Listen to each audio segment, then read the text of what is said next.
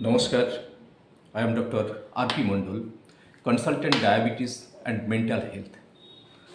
আমি আজকে একটা নতুন বিষয় নিয়ে আপনাদের সামনে আলোচনা করতে চলেছি, যেটা নিয়ে এই যন্ত্রণায় যারা ভোগেন এমন কোনো মানুষ পাওয়া যাবে না।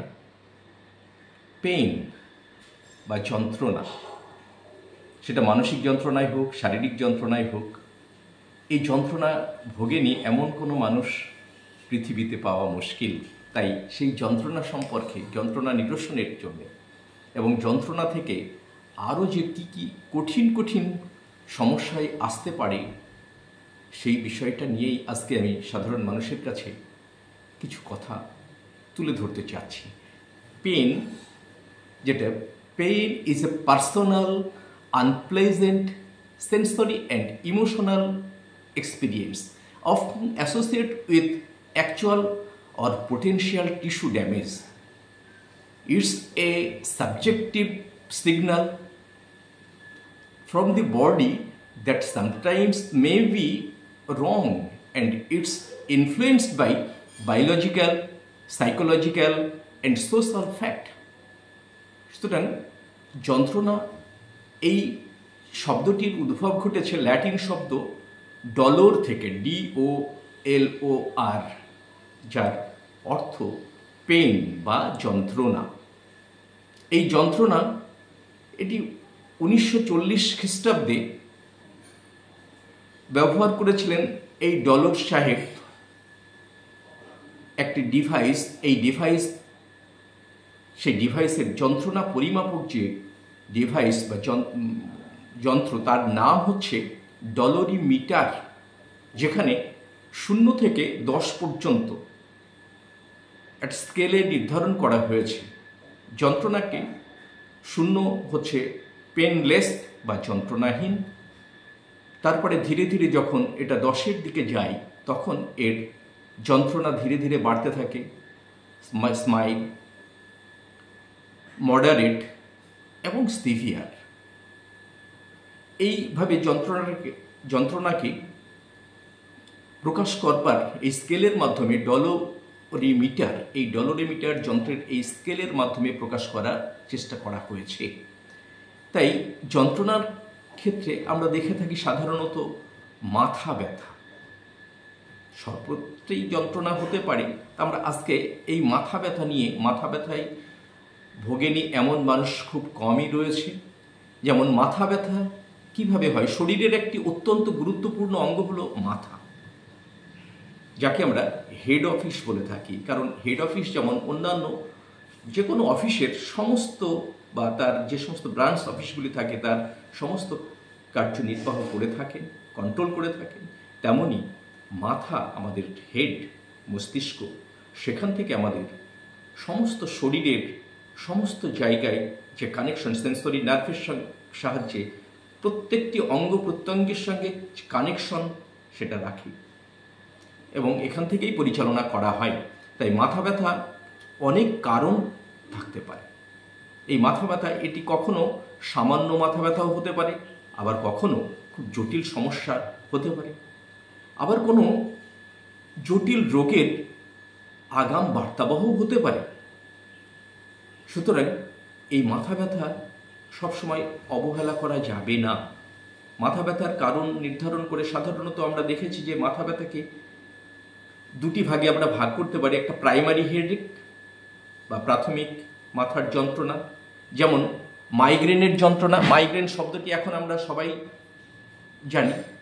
এই মাইগ্রেন যন্ত্রণা হতে পারে টেনশনজনিত, কারণ মানুষের টেনশন এখন ভীষণভাবে টেনশনে জড়িয়ে রয়েছে। এই টেনশনজনিত কারণেও যন্ত্রণা হতে পারে। এছাড়া আরও এক ধরনের মাথা ব্যথা, যেটা প্রাইমারি আওতায় পড়ে, যাকে আমরা বলে থাকি ট্রাইজেমিনাল অটোনমিক সেফালজিয়া।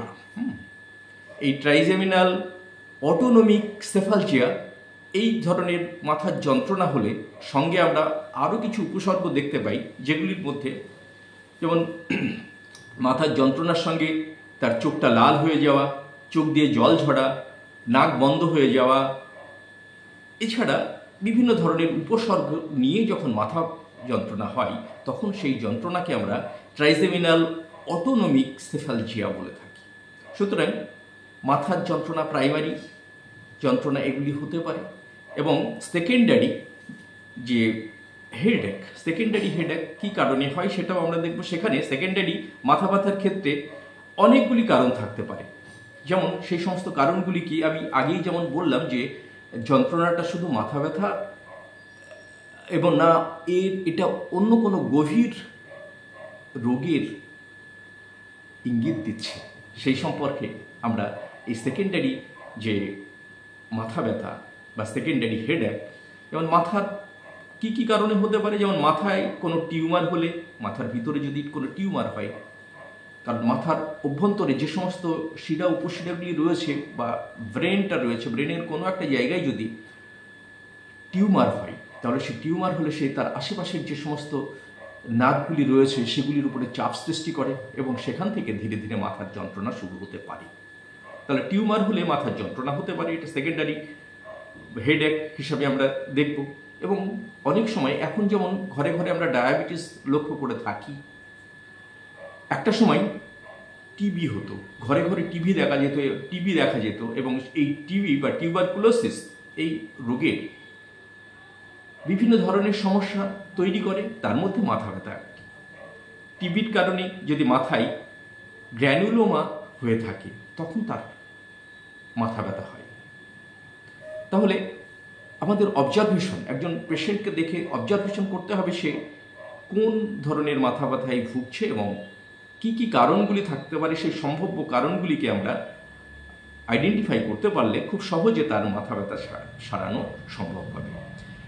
এছাড়া কি হয়, অনেকের আমরা কৃমি জনিত কারণে, কৃমির ইনফেকশন থেকেও মাথার যন্ত্রণা হতে পারে। কিভাবে? কৃমি অনেক সময় মাথায় উঠে গেলে, কৃমি আমাদের ইন্টেস্টাইনের ভিতরে থেকে সেখান থেকে ধীরে ধীরে বিভিন্ন দিকে প্রসারিত হয়ে মাথা পর্যন্ত পৌঁছে গেলেও মাথার যন্ত্রণা হতে পারে। এছাড়া আমরা মেনিনজাইটিস থেকেও মাথা যন্ত্রণা হতে পারে। আর্টারিয়াল বা ভেনাস ম্যালফরমেশন, আর্টারি এবং ভেনাসের মধ্যে যদি জটিল বা জটাপটলি লেগে যায়, অর্থাৎ জটলা পাকিয়ে যায়, তখন সেখান থেকেও মাথার যন্ত্রণা হতে পারে। একে আমরা আর্টারিয়াল ভেনাস ম্যালফরমেশন বলে থাকি। তাহলে সেটা হচ্ছে কিনা একজন ডাক্তারবাবু সেটা নিশ্চয়ই দেখবেন, বুঝবেন, বুঝে তারপরে সেই ধরনের ডায়াগনোসিস করে তার চিকিৎসা দিতে পারবেন। এছাড়া রক্ত জমাট বেঁধে রক্তনালীর মধ্যে ব্লক হলেও মাথা ব্যথা হতে পারে। রক্তনালী আমরা আর্টারি এবং ভেনাসের মধ্যে দিয়ে যে রক্তবাহ, এই রক্ত প্রবাহিত হয়, সেখানে যদি কোথাও ক্লট হয়, ভেনে হলে তাকে ভেনাস থ্রম্বোসিস বলা হয়। এই ভেনাস থ্রম্বোসিসের ফলেও মাথার যন্ত্রণা হতে পারে। আবার আর্টারিতে যদি এই ধরনের রক্ত জমাট বাঁধে তাকে আর্টারিয়াল থ্রম্বোসিস বলা হয়। এই আর্টারিয়াল থ্রম্বোসিসের কারণে মাথার যন্ত্রণা হতে পারে। এছাড়া আরও কিছু কারণ থাকতে পারে যেখানে আমরা বলতে পারি, যেমন গ্লুকোমা। গ্লুকোমা, চোখের দৃষ্টিশক্তি ধীরে ধীরে ক্ষীণ হয়ে যায়, এই গ্লুকোমা হলেও মাথার যন্ত্রণা হতে পারে। সাইনোসাইটিস, সাইনাস থেকে সাইনোসাইটিস হলেও সেখানে মাথার যন্ত্রণা হতে পারে। দাঁতে বা কানে কোনো ইনফেকশন থাকলে সেখান থেকেও মাথার যন্ত্রণা হতে পারে। দাঁতের যন্ত্রণা, দাঁতের সঙ্গে ব্রেনের ভীষণ সম্পর্ক রয়েছে। আমরা যে বিভিন্ন cranial 12 pairs of cranial nerve, সেই ক্র্যানিয়াল নার্ভ বিভিন্ন অঙ্গ প্রত্যঙ্গকে ব্রেনের সঙ্গে সংযুক্ত করে থাকে, সেখানে আমরা এই নার্ভের সাহায্যে যন্ত্রণাটা ব্রেন পর্যন্ত পৌঁছায়, এগুলি আমরা দেখতে পাই। এবং মাত্রা ছাড়া হাই ব্লাড প্রেশার থাকলেও সেখানেও কিন্তু মাথার যন্ত্রণা হতে পারে। মাথার যন্ত্রণা এই যে সেকেন্ডারি যে সমস্ত কারণগুলি রয়েছে, যেমন আমরা হাই ব্লাড প্রেশারের ক্ষেত্রে সিস্টোলিক যদি কারোর 170 থেকে 180 উপরে হয় তার মাথার যন্ত্রণা হতে পারে, এবং ডায়াস্টোলিক নিচেরটা যদি 120 উপরে হয় তাহলে তার মাথার যন্ত্রণা হতে পারে। তাহলে মাথার যন্ত্রণা মানে মাথার এইখানে আমরা যে ভুলটা করে থাকি, মাথার যন্ত্রণা হচ্ছে আমরা স্যারিডন বা বিভিন্ন ধরনের ওই পেন কিলার সেগুলো খেয়ে মাথার যন্ত্রণা নিরসন করার চেষ্টা করি। সাময়িকভাবে হয়তো মাথার যন্ত্রণা নিরসন ঘটে, কিন্তু এর ফল যে কি মারাত্মক হয় সেটা ভুক্তভোগীরাই জানে, এবং যারা এই সম্পর্কে একটু সচেতন তারা নিশ্চয়ই এটা জানে। সুতরাং পেইন হচ্ছে, আমরা দেখলাম যে পেইন যে কোনো জায়গায় হতে পারে, তার মধ্যে মাথাকে আমরা হেড অফিস বলে থাকি। এখান থেকেই এই পেন হলে এই যন্ত্রণা সারা শরীরে বা সারা অঙ্গে ছড়িয়ে পড়ে। তা এই মাথার যন্ত্রণা আমরা প্রাইমারি এবং সেকেন্ডারি যে কজেস আমরা দেখলাম, এগুলিকে আমরা কি করব, আগামী আমাদের করণীয় কি করতে হবে। এই মাথার যন্ত্রণা হচ্ছে বলে আমরা পেন কিলার খাবো না, আমি বললাম যে পেন কিলার আমরা খেলাম না, কিন্তু এর নিরসন তো ঘটাতে হবে। এই নিরসন ঘটানোর জন্যে কি করতে হবে? আমরা এখন, আমি দীর্ঘদিনের অভিজ্ঞতা থেকে দেখেছি যে MDL therapy, MDL, M for medicine, D for diet এবং এল ফর লাইফস্টাইল, এই লাইফস্টাইল মডিফিকেশনের মাধ্যমে আমরা মাথার যন্ত্রণা থেকে অন্যান্য যে সমস্যাগুলি আসে সে সমস্ত সমস্যাকে আমরা দূরীভূত করতে পারি। তা নেক্সট ভিডিওতে বিস্তারিত আলোচনা করা হবে এই এমডিএল থেরাপি সম্পর্কে, এবং পার্শ্ব প্রতিক্রিয়াহীনভাবে এই মাথার যন্ত্রণা মুক্তি পেতে আমার এই চ্যানেলটি সাবস্ক্রাইব করুন এবং আমাদের সঙ্গে থাকুন, একটা লাইক করুন, তাহলে এর সমাধান নিয়ে আমি আগামী বা নেক্সট ভিডিওতে হাজির হব, আপনারা এর সমাধান পেয়ে যাবেন। ধন্যবাদ ভিডিওটি দেখার জন্যে। যদি ভালো লাগে সাবস্ক্রাইব করবেন এবং শেয়ার করে দেবেন। নমস্কার।